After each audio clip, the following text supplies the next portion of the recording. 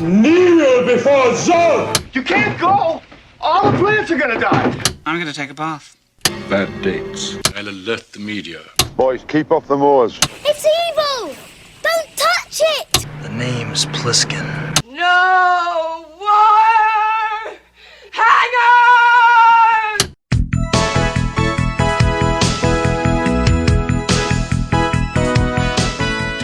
Welcome to Vintage Video, where we're rewatching the 80s so you don't have to. We'll be reviewing every major film release of the 1980s in chronological order, overanalyzing what you've seen and spoiling what you haven't. I'm Patrick O'Reilly. I'm Jesse Bayless. And I'm Richard Wells. And today we're discussing Atlantic City, released April 3rd, 1981. It was written by John Guare, directed by Louis Malle, and released by Paramount Pictures. Multiple Atlantic City stories revolving around the city's rejuvenation were all planned at once. A paperback written by Warren Murphy and Frank Stevens called simply Atlantic City was optioned. At the same time, Warner Brothers signed a deal to adapt George Edlund's forthcoming book with the same title. If you'll notice, though, none of those names have anything to do with this film. ICC, a Canadian production house, was adapting Laird Koenig's novel, The Neighbor, based on the same setting. Director Louis Malle was given the money to make the film by ICC, with an agreement that if the money wasn't spent by a specific deadline, that he would return it. Wait, he would return all of it? Yeah, if he hadn't started production. Okay, but if he had spent some of it, he wouldn't have to return including the amount he spent? I think so, yes. Okay.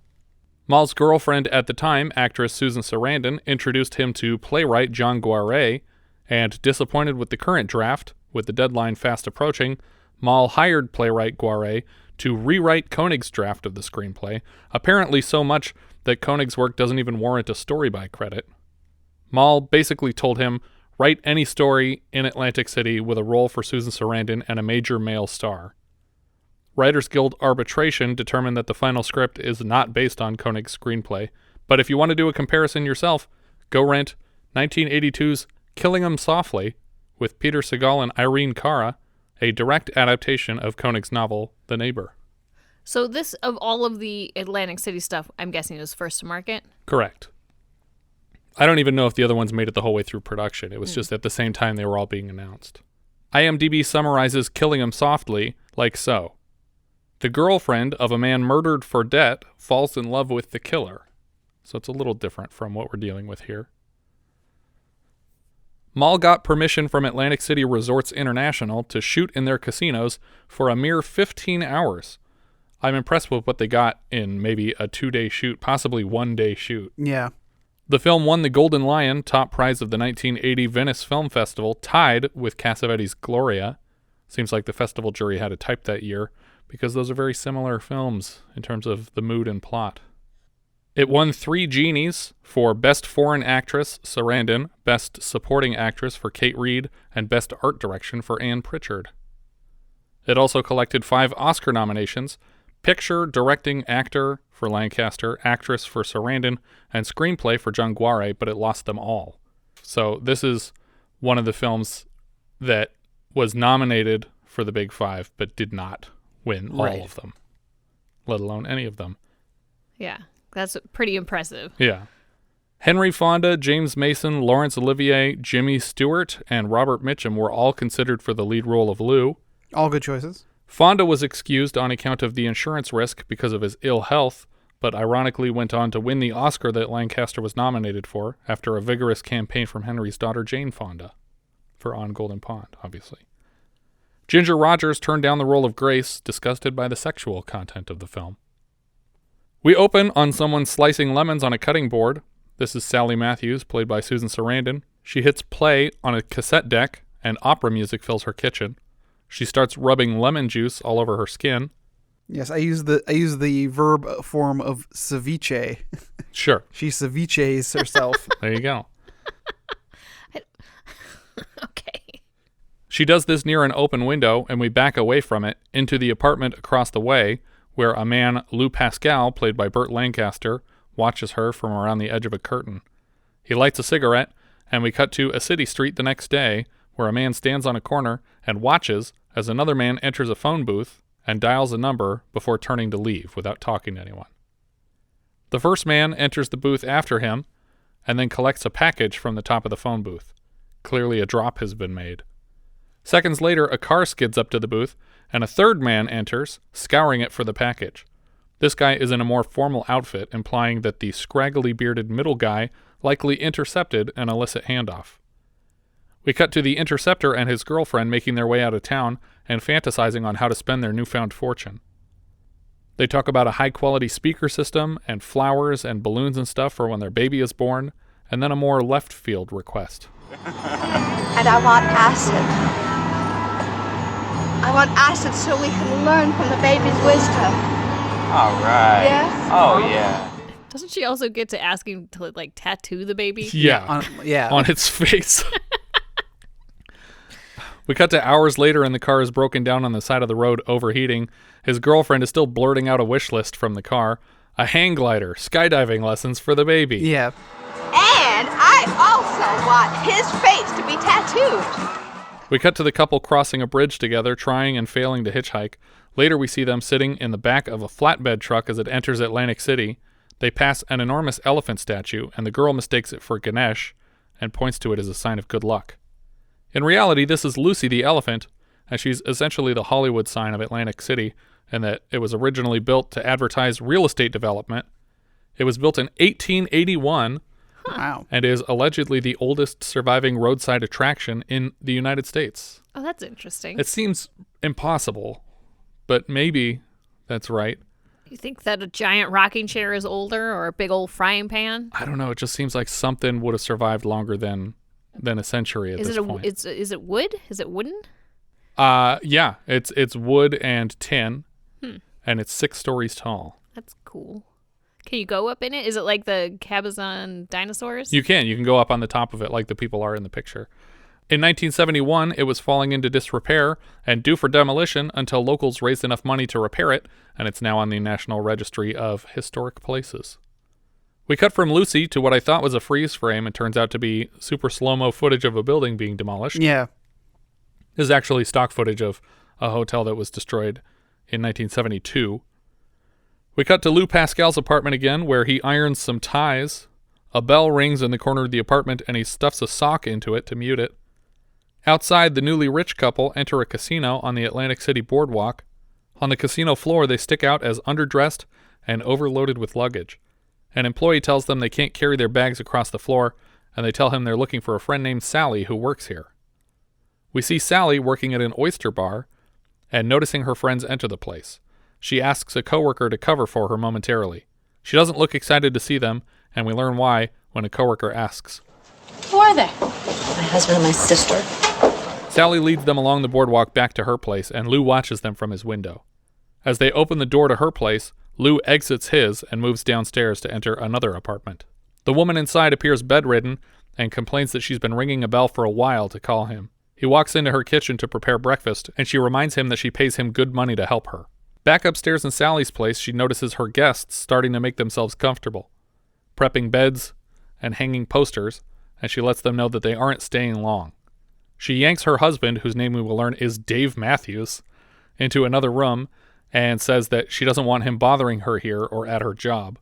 Sally asks Dave to explain himself for getting her sister pregnant and running away with her. What do you want me to say? I'm sorry?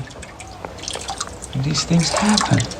She tells him to leave, and he kisses her, thinking that will fix things. Apparently it does, because he's no longer kicked out immediately.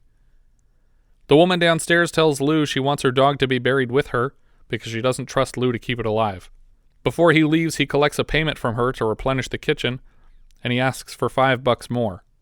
You want cigarettes? You steal cigarettes. You're the big-time thief. Mr. Mastermind. Mr. 10 Most Wanted. That's enough. So at this point, I thought that she was holding this over him. That's exactly what I thought. I was like, Okay. oh, okay, so she's got blackmail to leverage against him. Yeah. So it was sarcasm. Yeah. Upstairs, Sally prepares tea to her opera music, and Dave switches the radio to a rock station. She switches it back, and he tries to argue that she owes him for getting her out of Saskatchewan, and she gives him a solid gut punch for being an asshole. On his way out of the apartment, he digs into her purse and takes out a bunch of money. I'm excited for this character's eventual death already. Yeah. I wrote that note on my first pass. I was like, there's no way this guy's not going to die. I can't wait to see it. It's going to be great. Alone together, Sally's sister, Chrissie, wonders out loud if Sally holds it against her that she ran off with her husband and got pregnant. I would guess probably, yeah. Sounds safe. And the fact that she just witnessed her, I guess, baby daddy take all this money. Yeah, just steal from her. And didn't say shit. She tells Sally that she considers the baby a product of all three of them, no doubt laying the groundwork for them to leave it here with Sally to raise alone. Chrissie starts talking about how enlightened Dave is, and Sally has heard enough. She doesn't have the heart to tell her sister that her baby daddy is a complete con man, and instead allows them one night to stay in her place before shoving off to the next port. Lou takes Grace's dog Pepe for a walk along the boardwalk, and he sees Sally run by to get back to her shift. He drops Pepe off at a groomer, and they seem to know the dog well. Lou moves through the neighborhoods around the casino collecting bets to deliver. So I think it should be pointed out that like every step of the way, the city seems to be falling apart because it looks like the groomer is going out of business. They have a sign in their window that they're going out of business. Yeah. And all of the neighborhoods where he's collecting bets are pretty run down and ragged. And the boardwalks are all lined with construction workers and cones that are like cordoning off areas. Well, yeah, because everything's being bought out and demolished. Right. And I guess it's like batteries not included kind of situation where they're or Night of the Juggler, if you will. Yes, where they're trying to just make the living conditions so terrible that they have to leave. Right. We cut to a casino where it looks like Sally's in some kind of a blackjack dealer boot camp. It starts like a regular room, but then a man approaches her table and spills an empty drink across the felt and chastises her for taking her eyes off the cards for a moment. The man reminds the training dealers to always concentrate on the cards.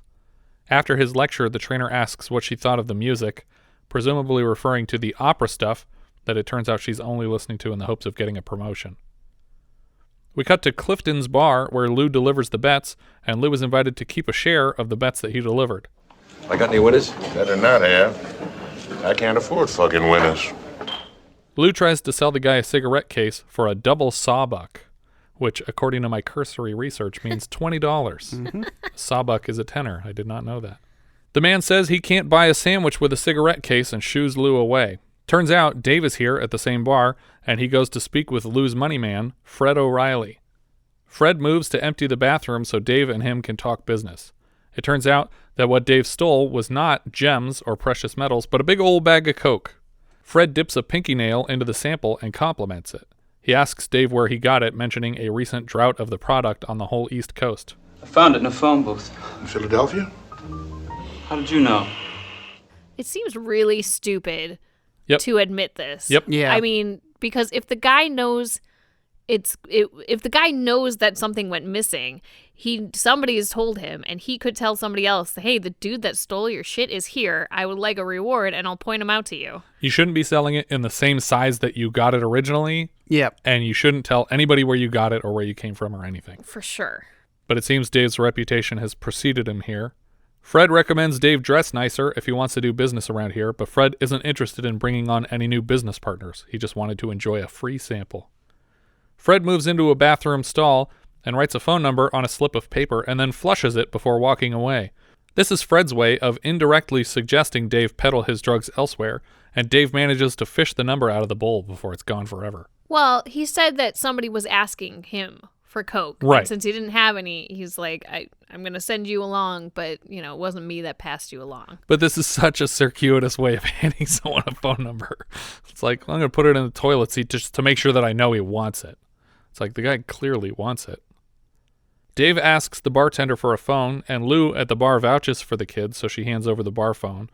Dave doesn't ask why Lou vouched for him, but Lou mentions that they live in the same building. But do they live? I thought they lived across from each other. The doors are next to each other, but apparently there's like a narrow passage between the two apartments so that their windows face each other. Okay. Yeah, I have the same problem with this apartment that I do with the apartment in Miracle on 34th Street.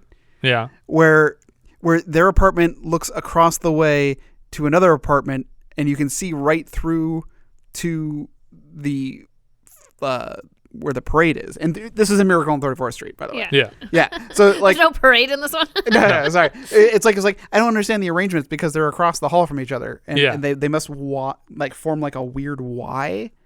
Right, but I don't And understand why there's a gap between the buildings that they would look at each other. The reason in this case is that some hotels do that. They have these little divots that cut in so that you can have windows on both sides of your apartment to make it feel bigger than it is. Okay. So that there's some natural light coming in, but it's still such a narrow passage that I doubt they're getting any natural light in through these windows.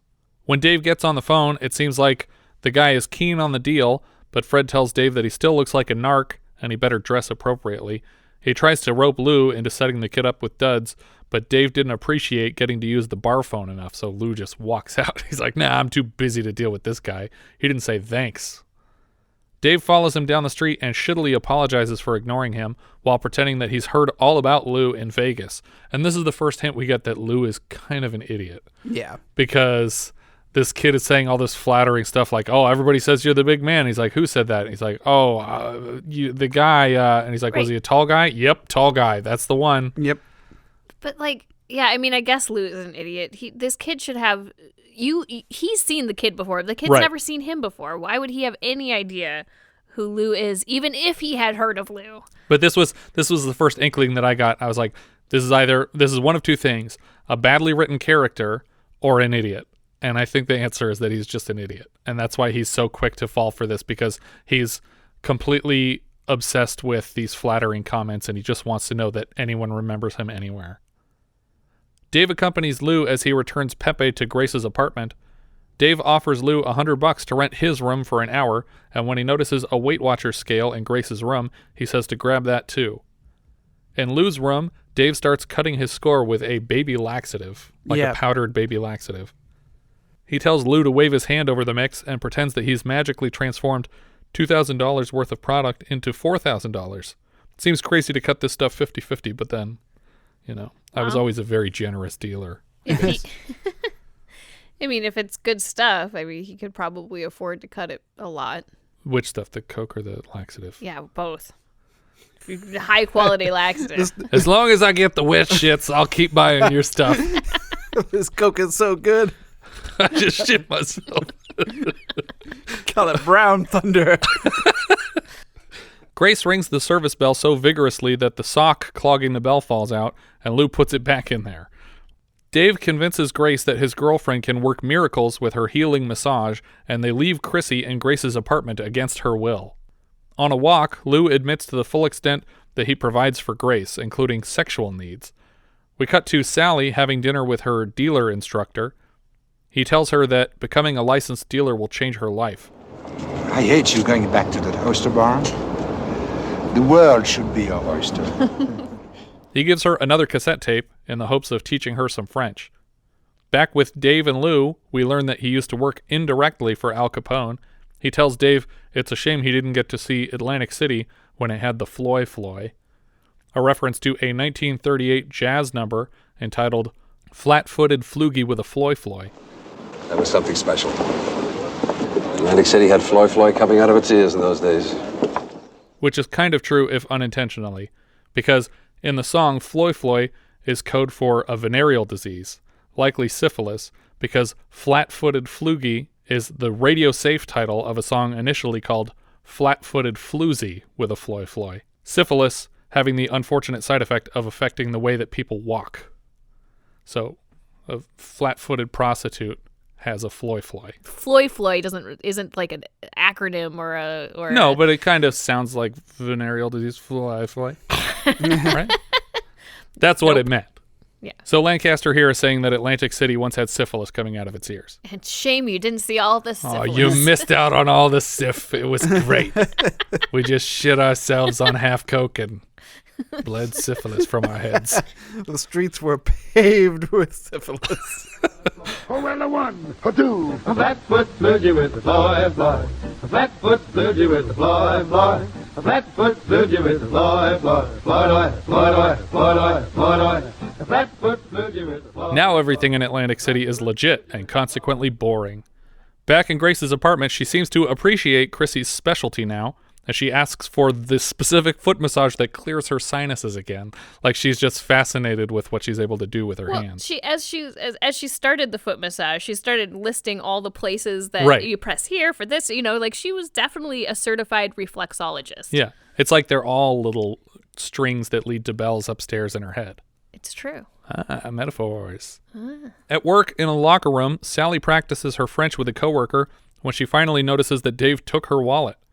Back outside with Lou, Dave learns that even the Atlantic Ocean is somehow boring compared to what it was in the city's heyday. When they arrive at the hotel where Dave has scheduled the drop-off, he sends Lou upstairs with the drugs because Dave isn't dressed for the deal. In the universe of this film, I don't necessarily buy that Lou is dumb enough to do this. Yeah, well, he's definitely hesitant, but he seems also desperate. Yeah, I think this is leaning on the same thing as before, where it's a stupid thing to do, but he feels like a badass doing it. I think he's also really desperate for money. I don't know if he is that desperate for money. I think he begged for $5 more for cigarettes, and she's like, "You want cigarettes? You steal them." So yeah. He doesn't have $5 for cigarettes. I think he's the $100 for the room and going up and doing a drug deal. I'm not saying $100 isn't a lot to him. I'm just saying that it's not life risking money. I don't know. I feel like he's pretty desperate. Maybe. Well, I wanted to bring something up in this while he's on the stairs because there is a actor credited only as extra. Yeah. And I think this is him. I think it's him coming down the stairs. Oh, interesting. I was really looking for him all over the damn place. I didn't even notice he was in the credits until after I finished the movie, so I wasn't looking for him. Okay. But I believe, I don't have any confirmation, but I believe this is Elias Koteas coming down the stairs. That's awesome. It's his demeanor. It's his swagger. I was like... Is he already bald at the time? No. But it just looks and feels like him coming down the stairs. Lou is invited into a suite full of high rollers. Outside, Fred pulls up alongside Dave with the people he stole the score from, and a chase ensues. Dave starts climbing into a mechanical parking structure to escape the rightful Coke owners. I did not know things like this existed, like outside of Japan, or even that long ago. Yeah, like to the point where first of all, because I mean, was this being built in service of all the new stuff that was coming? Because it doesn't seem like this place is needing that much parking. I also don't think that it's much more efficient than a general parking structure. I guess considering the operating costs of like maintaining all these elevators and the electricity running all day. Yeah. I don't know the cost benefit. Yeah.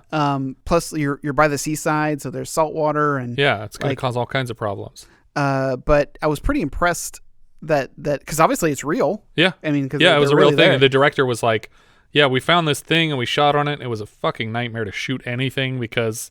Everything's changing the whole time. It's shifting, and you're losing daylight the whole time. It's hard to keep consistent lighting. Yeah, that's the other problem with it. But it's a cool setting for this chase.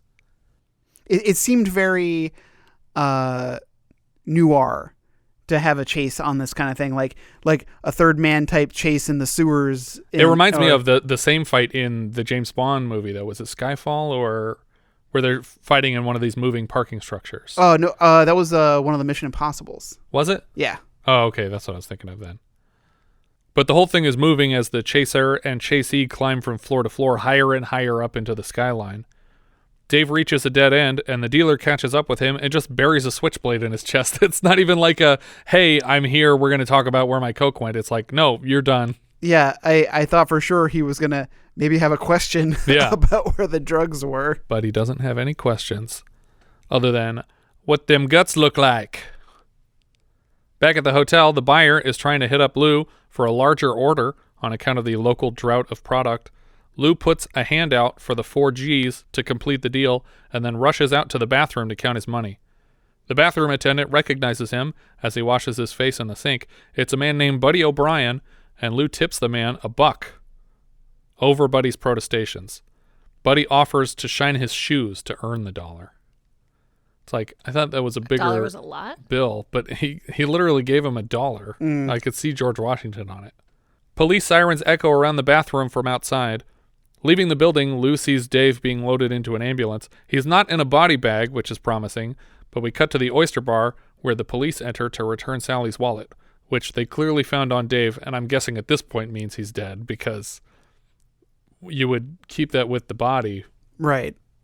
Unless the person was dead. I guess you would still... I would still keep it with the body because it's evidence. He's either dead or unconscious, because otherwise they would just assume, like, oh, this is your personal belonging that you have on you. Maybe this is your wife, and it is his wife's. Yeah, or it would be like in an evidence bag, because like they could go, is this your wallet? Right. And you need to come with us. Yeah. The cops are being led into the casino by Representative Mr. Shapiro, played here by head explodey guy from Scanners earlier in 1981. They escort her to the Frank Sinatra wing of the Atlantic City Medical Center. Moving through the hospital, they pass Robert Goulet as himself, delivering a check to the hospital on behalf of a group of local casinos. That should have been on our list of best actresses themselves. Yeah, well, we hadn't gotten there yet. Sally has walked into an operating room just as efforts to save Dave have failed. On that note, though, I mean, because you could have used Scrooge, Bob Goulet and Scrooge. That's true, Bob Goulet's old-fashioned Cajun Christmas. Yeah. He's like freaked out by the alligator. I can't think about him without thinking about your really poor taste costume for Halloween. Well, he would have liked it, though. I think Goulet had a funny sense of humor. He was great on The Simpsons and the Emerald's Nuts commercial. Yeah, where he's on the ceiling. Yeah, he's slinking away. Keep the Goulet at bay. Around 3 p.m, when your blood sugar and energy are low, Robert Goulet appears and messes with your stuff. But he passed away on October 30th. Yeah, I mean, he had been dead maybe a day. And not even like a few hours, and I was like, all right, I need a red turtleneck for Halloween. You quickly shaved your beard, so you just had a mustache, and painted your face white, so you could be Robert Goulet. I did do that. Walk around with like a scotch on the rocks all night. I think he would have thought it was funny, though, and I just basically leaned on my Ron Burgundy impression, because it's essentially a Robert Goulet impression. The nurses pull a blanket over Dave's face, but she stops them for a moment to absorb the image of his dead, intubated head. On her way out of the hospital, Sally tells them that she doesn't want to take possession of her husband's body, as she makes a phone call from a payphone, as Goulet sings a song to the press, and eventually directly to her through the glass of the phone booth. Well, also, the police say that you're not going to leave town, are you? She's like, no, I just got here. I love it here. I think she misses the point of the question. Yeah, it's like, did you kill this guy? Yeah. She fails to make a collect call to Dave's parents because they won't accept the charges. Lou finds her here in the hospital building and offers to walk her home. They pop into a diner where Lou offers to pay for the phone call to Dave's parents and eventually delivers the news himself when Sally isn't up to it. He says they didn't sound broken up about it. So it feels like a situation where they've been at odds for a while. He tells her that he'll help out with anything she needs, and she wonders how she's going to tell her sister when Lou informs her that Chrissie is downstairs helping Grace and that she can take a quick nap before she has to say anything. In her apartment alone, Sally puts on the opera music and lemons her boobs some more as Lou watches from across the way. Ceviches her boobs. Lou heads downstairs to check on Chrissie and Grace, and they've fallen asleep together. He wakes Chrissie and sends her upstairs before taking her place in the bed with Grace. He puts on a swing record, and we see some motions under the blankets. Lou? What's got into you? Lou? Lou heads back upstairs, where suddenly he is cutting another delivery of Coke with baby laxative. Lou pops by a funeral home on his way to the oyster bar and shows up with paperwork for Sally to sign. She asks what it's about, and he says, don't worry about it. But she signs everything that he points to. He notices that she just cut her hand open trying to crack open some shellfish. He uses more of his $4,000 winnings to buy a new suit to return to yesterday's buyer with the new batch. Sorry, that made me think of Gremlins all of a sudden. Lou collects another cool $4,000 and then leaves. He also buys a new suit for his buddy working in the bathroom. Lou shows up at the oyster bar, orders a dozen oysters, and explains that the paperwork she signed was permission to send Dave's body back to his folks. I probably would have at least asked if that's what she wanted, because he wasn't there when she said she didn't want to take possession of the body. Or asked if that's what the parents wanted. All of a sudden, they've got to have to deal with the body. Did you order something? This is big. I always forget when I order things from Amazon, especially the dead bodies. Yeah. And I hate it when they just leave it, when I specifically said I need to sign for it. Sorry, there's a scene from Firefly where they're going to pick up a package at a place, and they open up and it ends up being a body. And Adam Baldwin's character goes, "What y'all order a dead guy for?" He invites Sally to lunch elsewhere and then pays for the dozen oysters, admitting that he didn't need them. And Sally's coworker seems excited about this, I'm guessing because nobody touched them yet, so she can sell them to another customer and just pocket the money he paid for them. At a different, fancier place, Sally and Lou have their wine glasses topped off by a waiter played by Wallace Shawn. Inconceivable. Outside, construction crews dynamite for the foundation of an incoming casino, and Lou lets Sally know how disgusted he is about it. Sally seems less bothered by them and admits to long-term plans of working as a dealer at Monte Carlo in Monaco. They don't allow women dealers now, but she has plans for the future. Wally walks up with a plate of shrimp, and Sally says, "Take it away, no more seafood." No fish, no clams, no mussels, no oysters, no shrimp. I want meat. And lamb chops and pork chops and liver. Bring us a menu. And waiter. More wine, the same. I don't want anything that swims. The waiter replaces their wine bottle, and Lou invites her to sniff the cork. She asks him to teach her about being rich because he appears sophisticated to her. She tells him a story about a man who appeared on a quiz show and would have won a lot of money, except he didn't know his social security number. Then she asks Lou for his. I assume this was all a joke and that she was just trying to steal his identity.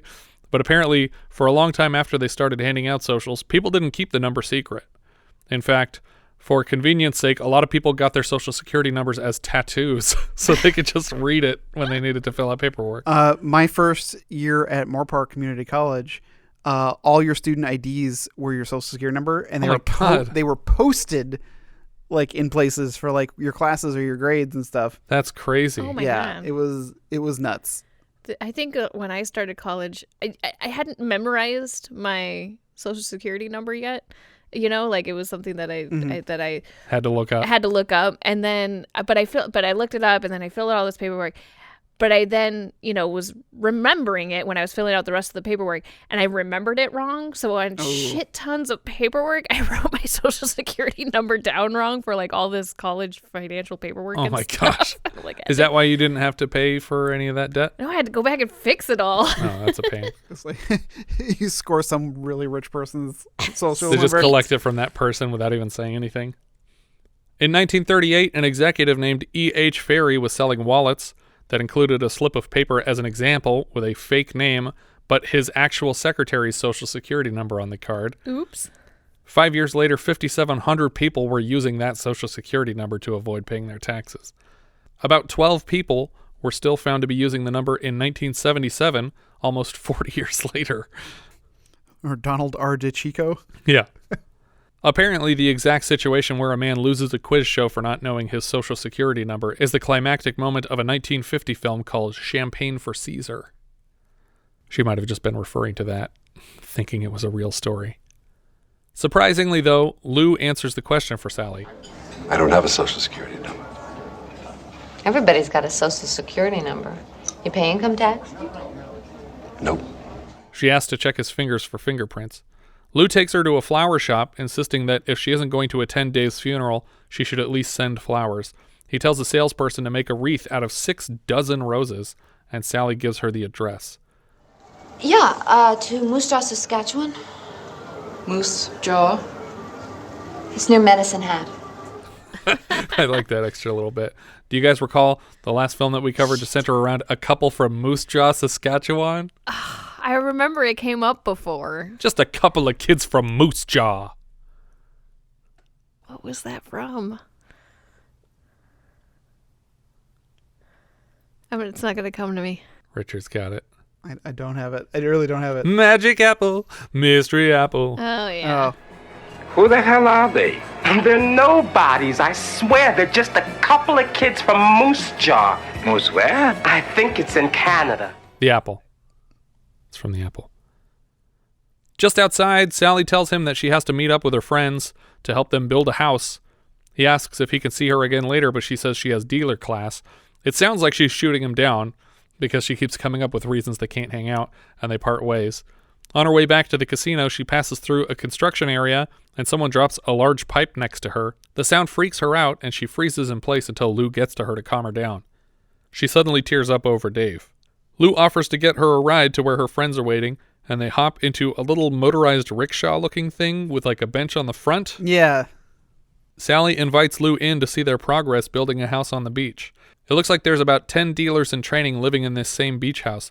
She tells Lou some of the tricks of the trade as she paints her room in this house. She takes her dealer test in 3 weeks, and she expects to make $20,000 a year once she's working. No kidding. Yeah, 30,000 with tips if I'm really good. Hey. Lou makes it more and more obvious that he's interested in Sally as she keeps trying to steer the conversation back to Grace in the downstairs apartment until Lou brings out the big guns. I watch you. Huh? The place where we live. I watch you. Through my window? You saw me? I figured maybe somebody was there. Somebody. There's only one other possibility. Literally, the window points directly into one person's window. You know who lives next door to you. He asks why she uses lemons, and apparently it's just to counteract the oyster smell. She isn't the least bit upset or disturbed by his admission. She asks what he does while he watches, and he talks her through the whole show she puts on, from opening her blouse to slicing and applying the lemons. Suddenly she's approaching him with her shirt unbuttoned, and he runs his fingers through her hair. He begins to caress her all over, and we cut back to his building as Lou and Sally are getting home, and the man who killed Dave is waiting for them. He stops them on their way into the building and demands to look in Sally's bag. They slap her around and pin Lou against a wall while they search the bag. The guy knocks Sally unconscious and dumps her shit on the ground, busting up the radio, assuming that there's money hidden away inside. They leave empty-handed, assuming she has nothing. Making their way up the stairs into the building later, Lou is embarrassed that he couldn't protect her. Grace is waiting in the stairwell, first to accuse Sally of paying him in clothes to keep her company, and then, upon seeing Sally's bloodied nose, accusing Lou of letting someone else do that to her. Lou closes himself in his room. Inside, Sally's apartment is completely destroyed. Everything is torn to shreds, and Chrissie is meditating in the bathroom, just repeating a phrase over and over again. Grace shouts through the door at Lou while he packs his things to leave forever. He almost packs a gun, but then he tosses it aside. First, she's angry and then apologetic. Grace finally notices the damage that the men did to Sally's room. God. You heard them. Why didn't you call the police? My husband, Cokie Pinza, said never call the police. As Lou leaves the building with a packed briefcase, Grace tells Chrissie that you can't count on Lou. He ran away when her husband was killed by the mob, and he'll do it again. My suspicion at this point was one of two things. Either he killed her husband, and he stuck around out of the guilt, or the reason he left back then was to avenge her husband. But it turns out he's probably just a chicken. Yeah. Sally finally puts two and two together and asks what these people were looking for in her place, and Chrissie admits that they brought drugs they stole, and Dave went out to sell them with Lou. Sally storms into Lou's place and finds the scale, some laxative, and the residue of another mixed batch. We cut to that other hotel again, where Lou probably intends to unload the rest of it. He offers the man a price of $5,000 for what's left, and the man counters with $4,000, so Lou just rips off 1/5 of the brick he wrapped in tinfoil. Then he tells the customer to spread the word that Lou is dealing this stuff and to leave the ladies alone. Later, Lou's friend, the bathroom attendant, sees him on the boardwalk and thanks him again for the suit. Sally rushes late to her dealer class. The instructor lets her know that Mr. Shapiro would like to see her. It turns out the gambling commission will not allow her to complete her training because of her connection to Dave and his criminal record. She is fired from the casino. On her way out, she tries to borrow $50 from her coworker at the oyster bar, but she points Sally in the direction of Lou on the casino floor. We cut to Lou at a table being spoken to by the guys Dave stole the dope from. They keep leaning over his shoulder to whisper invitations to talk in private outside, but the dealer and eventually hotel security urge the men away from the gamblers. Sally rushes up to try and get the prize Dave was killed for from Lou, and the hotel security is much more lax with her. She spells out everything that happened very clearly and loud enough for the nearby baddies to understand exactly what's going on. When security finally tries to escort her away from the table, she is intercepted by her instructor, who urges her to sit with a client at another table for good luck, but what he's really talking about amounts to vague prostitution. She flips out on him, and as security walks her out of the building, she recognizes the men who beat her up and slaps the man who hurt her. Mr. Shapiro offers them a bunch of comps to keep them from suing the casino, because she was an employee up until a couple minutes ago. In the commotion, Lou cashes his chips and sneaks out the back door. When Sally is thrown out the front door, she sees Lou ducking into a cab and follows it to a bus depot. She also happens to catch Lou boarding a bus and cleverly tells the driver that her father has dementia and she needs him off the bus to take his medication. The bus driver, equally clever, moves through the bus announcing that they've oversold the seats and that Lou bought the last ticket, so he has to board the next bus leaving the station.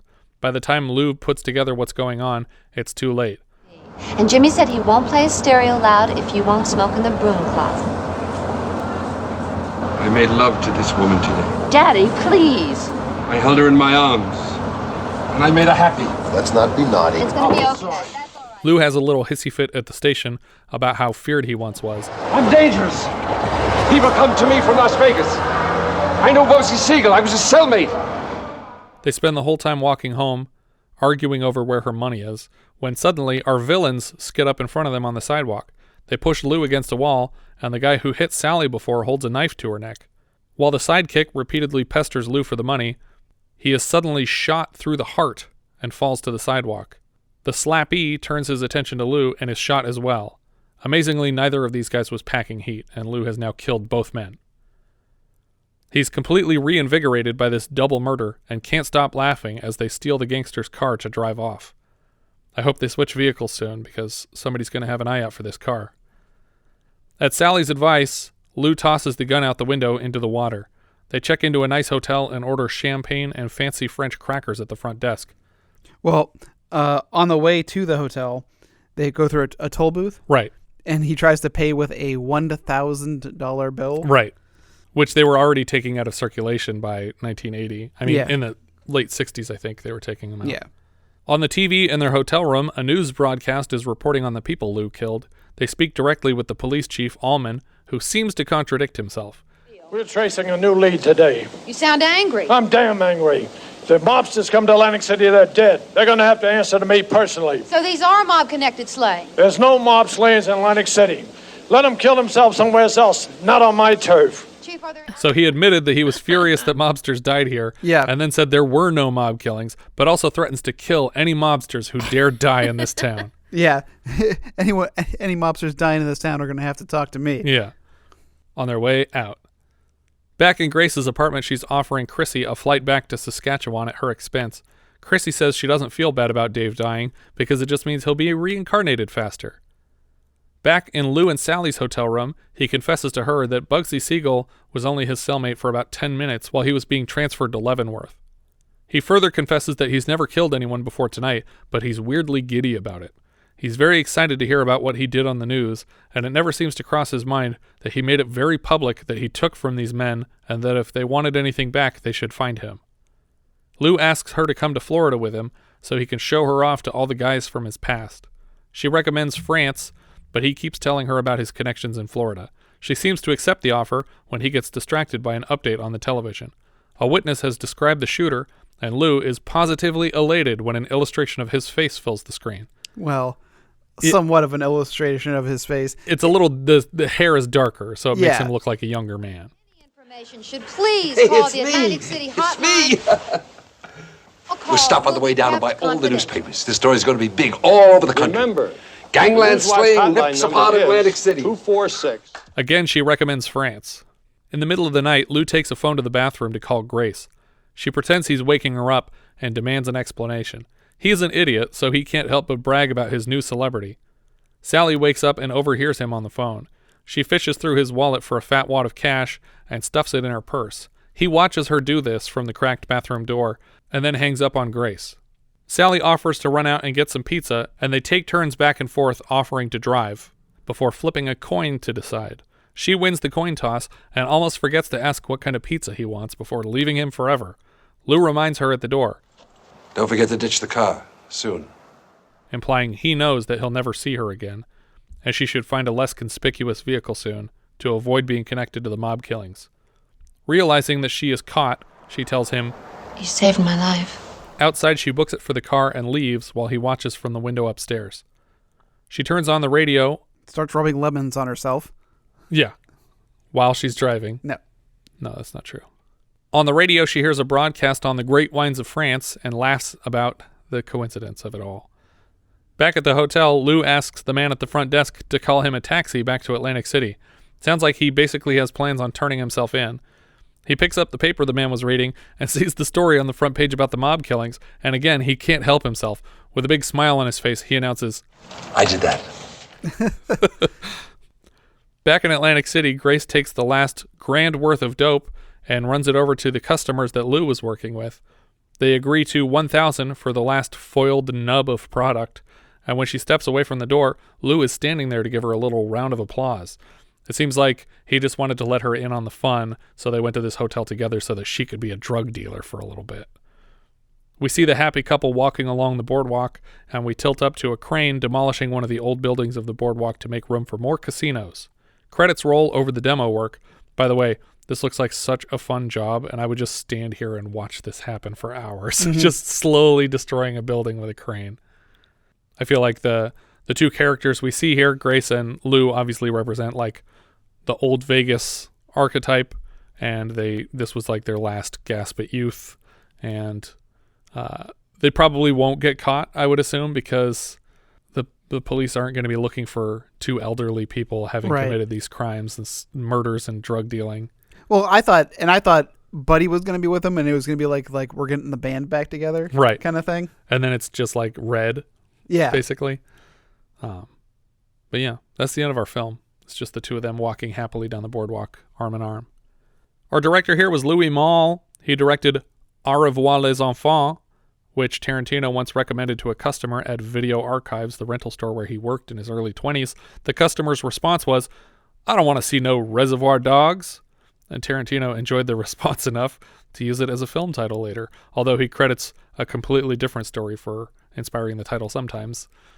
He says that it was that he would go to production companies and they would always have a big pile of scripts and none of them were ever getting read.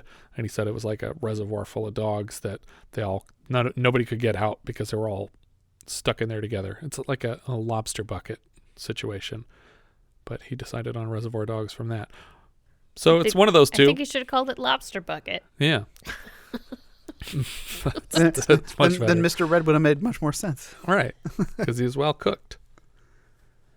Malle directed this just after Pretty Baby with Brooke Shields, a film that likely inspired her casting in The Blue Lagoon last year, and he followed this film immediately with My Dinner with Andre the same year.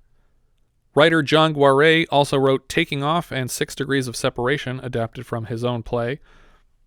The music here was provided by Michel Legrand. Despite his credit, the score he wrote for the film was not used, but it is available for purchase on CD and labeled as the soundtrack to this film. All the music in the film is diegetic, which is what they call it when your film can't process sugars properly. I was going to go with a different joke, but I like yours. That works too. I was thinking Dianetics, and I'm like, L. Ron Hubbard? Yeah. Diegetic is a book about volcanoes. That's all I know about Dianetics. There's a volcano on the cover. Michel Legrand won 3 of his 9 Oscar nominations for the scores of Yentl, Summer of 42, and an original song from the Thomas Crown Affair. He also scored Ice Station Zebra, Brian's Song, Lady Sings the Blues, F for Fake. We heard his work last year on The Mountain Men, The Hunter, and Blech, Falling in Love Again. How did they get Michel Legrand? And he came back for the same director's next movie, too, that god-awful looking slapstick of another kind with Jerry Lewis from our next film. Did he write the song Windmills of Your Mind? Yes. Okay. Yeah, that was what the Oscar was for. Nice, because Sting reprised that for the Pierce Brosnan. Right, yeah. Thomas Crown. He also scores Never Say Never Again and Orson Welles' The Other Side of the Wind. Cinematographer Richard Chipka was also the DP on Ilsa, the Tigress of Siberia.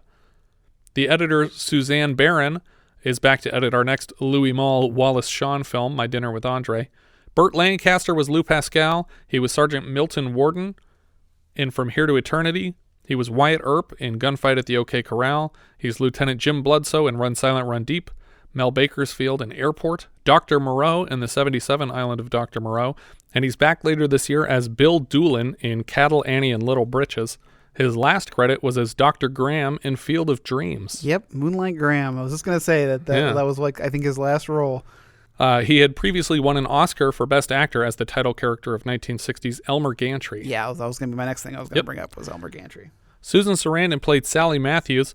She was the best part of Loving Couples last year. Before that, she'd appeared in Louis Malle's previous film, Pretty Baby, as the mother of Brooke Shields. On the set of that film, she developed a relationship with the director that they maintained through this film. She's also in Rocky Horror Picture Show, Witches of Eastwick, Thelma and Louise, Dead Man Walking, Stepmom, Speed Racer, and Jeff Who Lives at Home. She was Betty Davis on Feud, Betty and Joan. She's the voice of Dr. Wong on Rick and Morty, and she's also Lynn Onkman, the Mary Kay Letourneau stand-in on 30 Rock. Kate Reid played Grace Pinza. She was Dr. Ruth Leavitt in the Andromeda Strain. She's Linda Lohman in the Hoffman Malkovich Death of a Salesman. She's Sylvia Morgan from Death Ship last year. And Maureen Stapleton was briefly considered for a role in this film, and I have to assume that would be the Grace character. I think that would make sense. I like Maureen Stapleton. She's very funny. But I think Kate Reid does a fine job here, but I just really like Maureen Stapleton. Michel Piccoli played Joseph. That's the instructor, I think, of the dealer class. He appears as Paul Javal in Le Mépris for Jean-Luc Godard and Henri Husson in Louis Buñuel's Belle de Jour. Hollis McLaren played Chrissie. Not a lot of credits I recognized. Robert Joy was Dave Matthews. He was Colonel Stevens in AVP Requiem. He's Charlie in Romero's Land of the Dead. He's Lizard in the Hills Have Eyes reboot. And just recently he played Welty in the Goldfinch adaptation, which I haven't actually seen. I like the book, but I haven't seen the movie. And he was also Sherman in Millennium. Al Waxman played Alfie. He was Rudnick in Heavy Metal later this year. He's Dr. Brindle in Millennium. He's Detective Stewisky in Class of 1984 and Peter in Meatballs 3. Robert Goulet's a singer. He's a singer in this movie. Yep. And he sings. Obviously, he's a well-known lounge singer with a habit of cameos in movies I like. Sometimes as himself.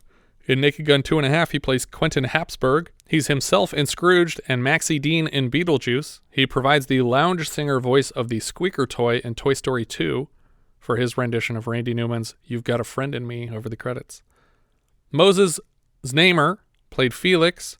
He has mostly producing credits. Still very active. This was his first acting credit.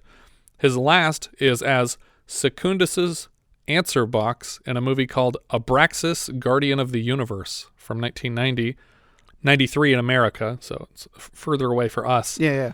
It looks awesome. It stars Jesse Ventura and Sven-Ole Thorsen. Here's the logline. An alien policeman arrives on Earth to apprehend a renegade of his own race who impregnates a woman with a potentially destructive mutant embryo. Wonderful. I think I've seen clips of this movie. I think maybe on Red Letter Media or something like that. But, the poster is of Jesse Ventura with Right. just laser blasting out of one of his eyes. Angus MacInnes played Vinnie. He was Gold Leader in A New Hope. He's Sergeant Whitman in Hellboy, Judge Silver in Judge Dredd, and one of the military police in Nothing Personal last year. He's also Jean LaRose in Strange Brew. Shawn Sullivan played Buddy. He was Dr. Bill Michaels in 2001: A Space Odyssey. That's one of the men sent with Haywood Floyd to investigate the monolith on the moon. Herb Smith in The Dead Zone.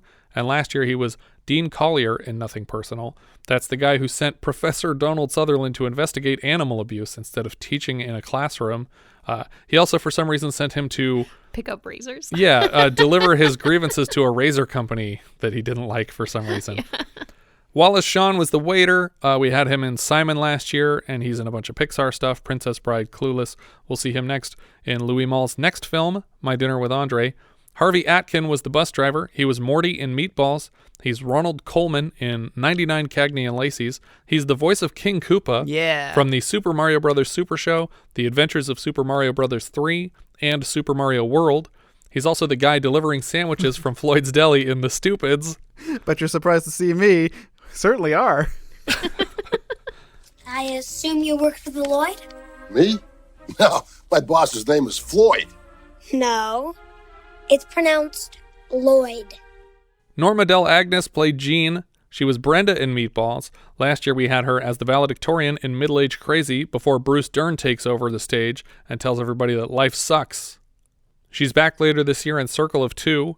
She looks super familiar to me, but it's not for any of the credits on her IMDb, so she might just look like someone else. Specifically, Vicki Lewis from News Radio, I figured out. That's who it is that I'm picturing. That's the coworker. Right.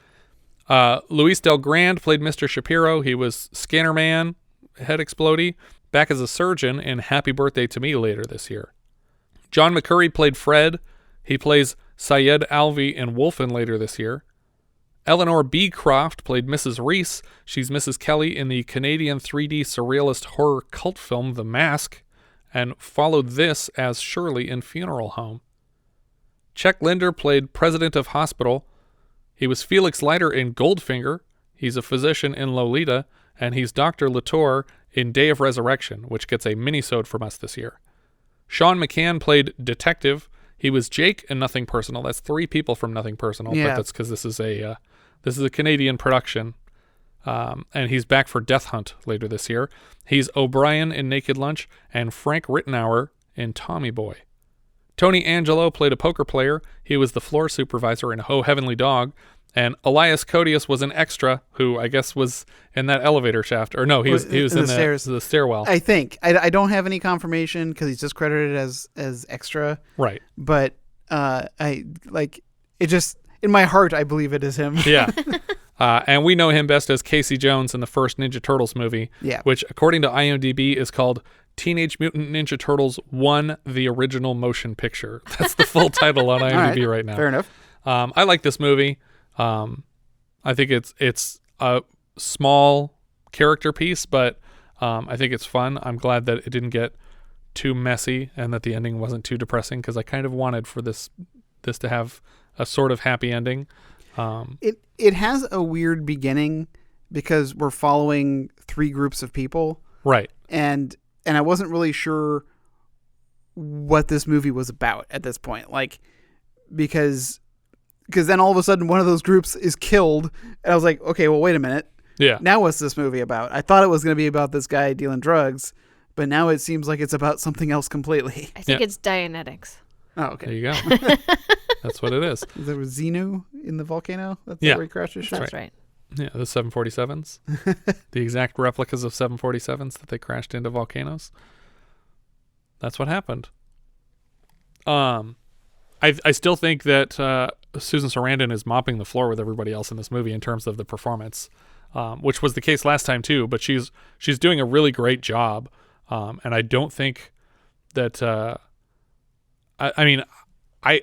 I don't think it's an Oscar-worthy performance necessarily, because she's not really asked to convey a lot of emotion, but she's a very believable character in this situation.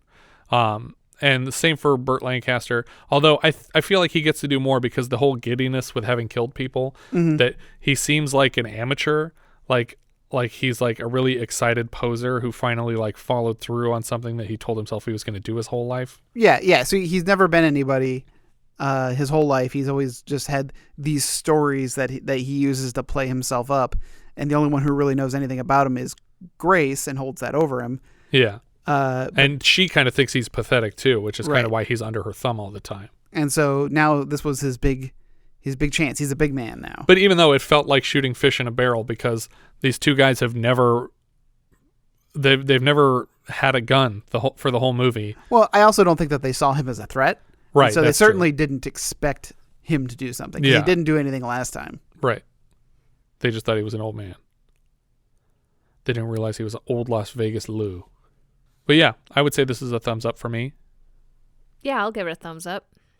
I too give it a thumbs up. I found it enjoyable. I had never seen it.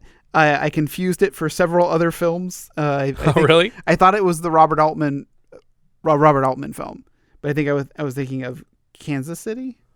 I don't know. No. Maybe you were. Or Nashville. See, I already did it again. Cities. Yeah.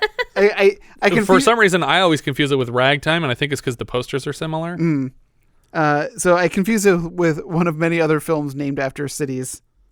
Kansas City is the Robert Altman one. But I mean, they're both Robert Altman movies, but it's just a matter of which one Richard in his head is confusing it for. Kansas City, then. Yes. Okay. Well, I have been singing the words Atlantic City to the tune of the song Kansas City all week, so. Atlantic City, here I come. They got some pretty little women there, and I'm gonna get me one. Letterbox, what are we thinking? I have it at number 15. All right, what's that above and below? It's 15 out of 35. It is below Cabo Blanco and above Sphinx. Richard, what are you thinking? I have it at number 3. Oh, okay. Wow. I have it very high. I almost put it below Dogs of War, but Dogs of War is just the ending. Yeah, I was just like, if I had to pick between the two of them, I would probably watch Dogs of War again first. But that one doesn't have any Sarandon boobs, though, in it. No, it does not. That I remember. And I almost even put it below Cutter's Way, but then I was like, it goes above Cutter's Way. But wow. So, yeah, I have it in number 3. So it's below Thief, but above Dogs of War. I have it in 12th, which is just under Cabo Blanco and just above Omen 3 for me. I think that's everything for Atlantic City. If you guys have any thoughts you'd like to share with us, we are Vintage Video Pod on Twitter, Facebook, Instagram, and Letterboxd. Or as I've said before, you can find each of our full movie rankings for the year. We can also be found at vintagevideopodcast.com. We also have a Discord now. Join the 24/7 movie chat and share your thoughts on episodes past, present, and future at vintagevideopodcast.com/Discord. And if you're listening on YouTube, don't forget to subscribe. Thank you so much for listening, and I hope you'll join us next time when we'll be discussing Hardly Working, which IMDb describes like so. In Jerry Lewis's first film in a decade, he plays Bo Hooper, an unemployed circus clown who can't seem to hold down a job. That's got to be funny. We leave you now with a trailer for Hardly Working. Watch out, America! Jerry's back! The world's funniest funny man has something to say about inflation and unemployment for all us working stiffs. He's the original jerk, bumbling and stumbling. It's Jerry Lewis in his first new motion picture in a long time. Oh, I like that. Hardly Working. More fun than a day off.